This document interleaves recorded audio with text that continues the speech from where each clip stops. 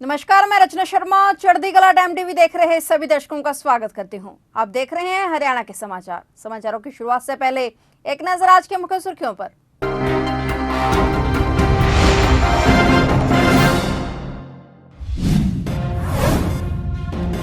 CM Manohar Lal को मिली बड़ी जिम्मेदारी। राजस्थान, मध्य प्रदेश, छत्तीसगढ़ के लिए बीजेपी ने बनाए पर्यवेक्षक। कुरुक्षेत्र में अंतर्राष्ट्रीय गीता महोत्सव की धूम। असम के सांसद सरानिया ने सिक्किम के स्टॉल का किया उद्घाटन। छात्राओं से छेड़छाड़ के आरोप में कैथल का प्रिंसिपल गिरफ्तार। चीन के बाद अब कैथल में हुई प्रिंसिपल की गिरफ्तारी।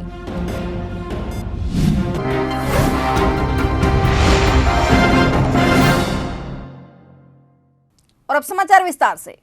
मध्य प्रदेश और राजस्थान में मुख्यमंत्रियों का चयन अब तक नहीं हो सका है। सीएम का चयन मानो बीजेपी के लिए सिरदर्दी बन गया है। अब पार्टी ने दोनों राज्यों के लिए तीन पर्यवेक्षक नियुक्त किए हैं। मध्य प्रदेश में सीएम मनोहर लाल, के लक्ष्मण और आशा लकड़ा पर्यवेक्षक बनाए गए हैं। वहीं राजस्थान के लिए रक्षा मंत्री राजनाथ सिंह, विनोद तावड़े और सरोज पांडे को पर्यवेक्षक नियुक्त किया गया है। वहीं छत्तीसगढ़ के लिए अर्जुन मुंडा, सर्वानंद सोनोवाल और दुष्यंत कुमार गौतम को पर्यवेक्षक बनाया गया है। सूत्रों के मुताबिक तीनों राज्यों के मुख्यमंत्री की कुर्सी किन किन नेताओं को मिलेगी, ये भाजपा इन्हीं पर्यवेक्षकों की रिपोर्ट के आधार पर तय करेगी। यानी सीएम मनोहर लाल को बड़ी जिम्मेदारी सौंपी गई है। गौरतलब है कि 10 दिसंबर को मध्य प्रदेश में बीजेपी विधायक दल की बैठक बुलाई गई है। यह बैठक इन्हीं पर्यवेक्षकों की मौजूदगी में होगी और वहीं तीनों राज्यों में सीएम के नाम पर सस्पेंस भी 10 दिसंबर तक समाप्त होने की उम्मीद है। कुरुक्षेत्र में कल से अंतर्राष्ट्रीय गीता महोत्सव 2023 का आगाज हो चुका है, जहां तरह तरह के सुंदर स्टॉल तरीके से सजाए गए हैं। और इस तरह मौके पर ही असम से लोकसभा सांसद नावा कुमार सरानिया ने अंतर्राष्ट्रीय गीता महोत्सव में सिक्किम के स्टॉल का उद्घाटन किया और असम पेवेलियन स्थल का निरीक्षण किया। इस मौके पर सांसद ने सभी को अंतर्राष्ट्रीय गीता महोत्सव की बधाई देते हुए ज्यादा से ज्यादा संख्या में लोगों को महोत्सव में पहुँचने की अपील की। आज हम इंटरनेशनल गीता महोत्सव थली में हम आया है और यह हमारा ST/SC और वोमेन एंटरप्रेन्योर का जो स्टॉल है उसको इनोवेशन के लिए आया है। और ये जान के हमको खुशी हुई है इस महोत्सव में हमारा आसाम भी पार्टनर है। अभी भी हम उनका स्टॉल भी देखने में जा रहे हैं। मुझे लगता है ये महोत्सव का जो जब उनका ये इम्पोर्टेंस है जरूर आने वाले दिन में और आगे बढ़ेगा। और कुरुक्षेत्र हमारा एक हिस्टोरिक प्लेस है। दुनिया का सबसे बड़ा वार में ये गिना जाता है और यही से हमारा पवित्र जो भोग है, होली भोग है गीता, इसी का भी शुरुआत हुआ है। मुझे यहाँ आके बहुत खुशी हुई है ऐसा हिस्टोरिकल प्लेस में और ऐसे महोत्सव में हमको आने का मौका मिला। और मुझे उम्मीद है हम जिस मकसद से ये महोत्सव उद्यापन कर रहे हैं उसका जरूर फायदा हमारे लोगों को भी मिलेगा। पिछले 2 महीने से हरियाणा के स्वास्थ्य मंत्री अनिल विज और सीएमओ के बीच चल रहे विवाद के निपटारे को लेकर मुख्यमंत्री मनोहर लाल ने दूसरी बार गृह मंत्री विज के साथ बैठक की। मुख्यमंत्री आवास पर हुई ये बैठक करीब आधा घंटा चली। खास बात यह है कि इस दौरान केवल दोनों नेता ही कमरे में मौजूद रहे। वहीं बैठक में एक बार फिर से विज ने अपना रुख स्पष्ट किया कि अगर समाधान नहीं किया गया तो विधानसभा के शीतकालीन सत्र से पहले वे स्वास्थ्य विभाग छोड़ देंगे। जिस पर मुख्यमंत्री ने उन्हें फिर से आश्वस्त किया है कि वे जल्द ही इसका समाधान निकालेंगे। वहीं विज के सीएम ऑफिस से निकलते ही मुख्यमंत्री ने अपने मुख्य प्रधान सचिव राजेश कुल्लर को बुलाया और पूरे मामले को लेकर चर्चा की। सूत्रों का दावा है कि 15 दिसंबर से शुरू होने वाले शीतकालीन सत्र से पहले सरकार इस विवाद को खत्म करने का पुरजोर प्रयास करेगी। कुरुक्षेत्र में कल से अंतर्राष्ट्रीय गीता महोत्सव 2023 का आगाज हो चुका है। अंतर्राष्ट्रीय गीता महोत्सव की खुशी में हरियाणा रोडवेज कुरुक्षेत्र द्वारा लोगों को बड़ा तोहफा दिया गया है। दरअसल गीता जयंती पर आने वाले लोगों को 50% डिस्काउंट का कूपन मिलेगा, यानी पर्यटकों को आधा किराया ही देना होगा। ये बसें पिपली से ज्योतिसर तक चलेंगी।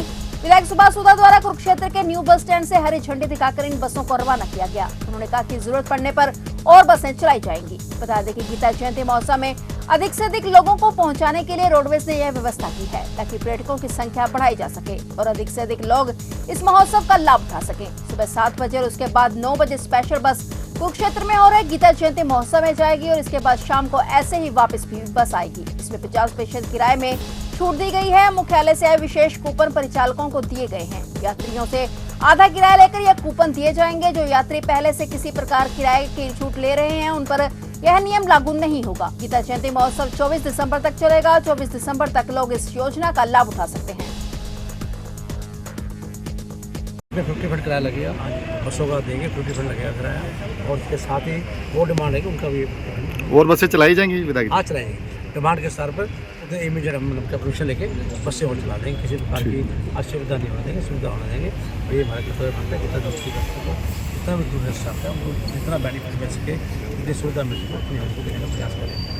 हरियाणा में कैथल के सरकारी स्कूल में प्रिंसिपल द्वारा छात्राओं से छेड़छाड़ मामले में बड़ी खबर सामने आई है। कैथल के सरकारी स्कूल के प्रिंसिपल को गिरफ्तार कर लिया गया है। स्कूल के प्रिंसिपल, जिनकी पहचान 52 वर्षीय रवि कुमार के रूप में हुई है, उन्हें पुलिस ने छेड़छाड़ के आरोप में गिरफ्तार किया है। बता दें कि पिछले महीने से अब तक राज्य में यह दूसरा मामला है। लड़कियों ने तंग आकर गाँव के सरपंच और महिला आयोग को शिकायत दी थी, जिसके बाद ग्रामीणों और स्कूली बच्चों ने स्कूल के बाहर प्रदर्शन किया और स्कूल को ताला लगा दिया था। तनावपूर्ण माहौल को देखते हुए पुलिस ने ये एक्शन लिया है। इससे पहले 28 नवंबर को सीएम मनोहर लाल ने छात्रों के यौन उत्पीड़न के आरोप में जींद जिले के एक सरकारी गर्ल्स स्कूल के प्रिंसिपल को बर्खास्त किया था। विकसित भारत संकल्प यात्रा जनसंवाद कार्यक्रम जगाधरी विधानसभा के हरनौली गांव में पहुंची। इस मौके पर हरियाणा के स्कूल शिक्षा मंत्री चौधरी कंवरपाल गुर्जर ने कार्यक्रम में मुख्य अतिथि के रूप में शिरकत की। उन्होंने विभिन्न विभागों द्वारा लगाए गए स्टॉलों का निरीक्षण किया और मौके पर जनसंवाद कर समस्याओं का समाधान किया। उन्होंने कहा कि विकसित भारत संकल्प यात्रा जनसंवाद कार्यक्रम को जनता का भरपूर समर्थन मिल रहा है और लोगों की समस्याओं का मौके पर ही समाधान हो रहा है। इस मौके पर शिक्षा मंत्री ने पत्रकारों के कई सवालों के जवाब दिए। देखिए, ये तो हर सेशन की तरह इस बार भी जो भी सवाल उनके आएंगे तो वो मंत्री उसका जवाब देंगे, लेकिन उसके अलावा भी क्वेश्चन आवर जो होता है, उसके अलावा भी जो मुद्दे उठते हैं उनका भी माननीय मुख्यमंत्री जी हर बात का जवाब जब समाप्त करते हैं तो उसमें सारे में देते हैं और अब की बार भी उसी प्रकार से सारे सवालों का जवाब दिया जाएगा। विपक्ष हर बार कहता इतना टाइम वर्तमान सरकार दे रही है, चाहे तो बोलने का है। जब मैं था स्पीकर तब मैंने भी, और अब ज्ञानचंद गुप्ता जी हैं स्पीकर तो उन्होंने भी। हमारा पूरा प्रयास इस तरह के एक भी मेंबर ऐसा नहीं होना चाहिए उसमें जिसको बोलने का टाइम ना मिले, और हमने उसको टाइम दिया। मैं दावे के साथ कह रहा कि आज तक जितने भी सरकारें रही उनके टाइम में हौसला कभी भी किसी सरकार ने इस प्रकार का प्रयास नहीं किया कि हर मेंबर बोल ले, और उसको टाइम मिलना चाहिए।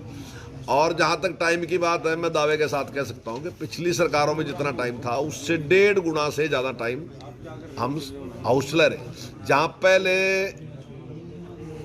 बजट सेशन के अलावा जो दूसरा 12 सेशन बुलाया था वो फॉर्मेलिटी पूरी की जाती थी, लेकिन जब ये सरकार बनी तभी माननीय मुख्यमंत्री ने निर्णय लिया था कि हम हाउस को साल में 3 बार चलाएंगे, 2 बार की बजाय 3 बार चलाएंगे, और हम 3 बार चलाने का उसको काम कर रहे हैं। तो मैं समझता हूँ हम टाइम भी ज़्यादा दे रहे, और अगर आप बाहर निकालने की बात या मेंबर को बोलने के बारे में जिस प्रकार की समस्याएं आती थी पहले पिछली सरकारों में, आज वो इस प्रकार की समस्याएं नहीं, हर मेंबर को पूरा टाइम देते हैं। जनता में भारी उत्साह है और बड़ी संख्या में लोग वहाँ इकट्ठे रहे, और वहीं जहाँ प्रोग्राम होता है उसी समय उन लोगों की समस्याओं का समाधान किया जाता है। जैसे उनकी किसी की पेंशन लगनी है, किसी का पीला कार्ड बढ़ना है, किसी की प्रॉपर्टी का है, तो वो सारे के सारे काम वहीं करके दिए जा रहे, और इससे जनता में बड़ी खुशी भी है और उनकी समस्या का समाधान भी है। रोहतक वालों के लिए अच्छी खबर है। देश के पहले एलिवेटेड रेलवे ट्रैक के साथ सड़क बनने वाली है। मुख्यमंत्री मनोहर लाल ने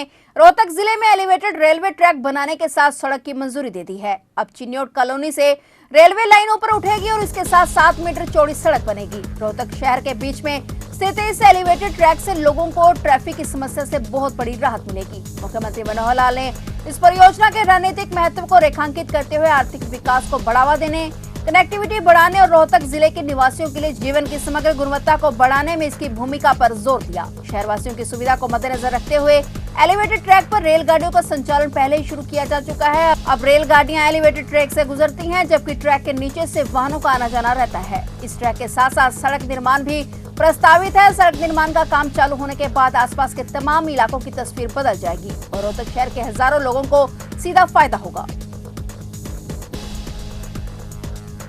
हाल ही के 5 राज्यों के चुनावों में कांग्रेस को कड़ी शिकस्त मिली और बीजेपी की बम्पर जीत हुई, जिसके बाद चुनावों को लेकर सभी पार्टियां एक दूसरे पर बयानबाजी का चुटकियां ले रही हैं। इस बीच हरियाणा के पूर्व सीएम और नेता प्रतिपक्ष भूपेंद्र सिंह हुड्डा के एक बयान पर गृह मंत्री अनिल विज ने पलटवार करते हुए पूरी कांग्रेस को धो डाला। वहीं मल्लिकार्जुन खड़गे के बेटे पर विज ने तीखा प्रहार किया और कहा कि वीर सावरकर को समझने के लिए खड़गे के बेटे को दोबारा जन्म लेना पड़ेगा। इसके अलावा विज और भी कई मुद्दों को लेकर विपक्ष को घेरते नजर आए।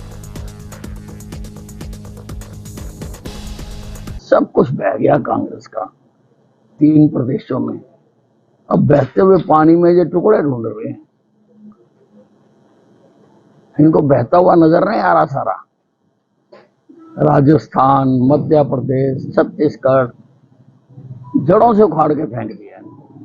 वीर सावरकर को समझने के लिए खड़गा जी के बेटे को दोबारा जन्म लेना पड़ेगा। वीर सावरकर पर किसी को टिप्पणी करने का अधिकार नहीं है। जो उन्होंने देश के लिए किया उसके पासकों के बराबर भी खड़गे ने नहीं किया, उसके बेटे ने नहीं किया। यूपी के झांसी के पास हरियाणा के जवान के साथ मारपीट के बाद ट्रेन से फेंकने का मामला सामने आया है। इस हादसे में सेना के जवान की मौत हो गई। जवान की पहचान वीरेंद्र राठी के रूप में हुई है, जो गन्नौर के राजलू गढ़ी गांव का रहने वाला था। वीरेंद्र राठी उत्तर प्रदेश के बरेली में नायक के पद पर तैनात था।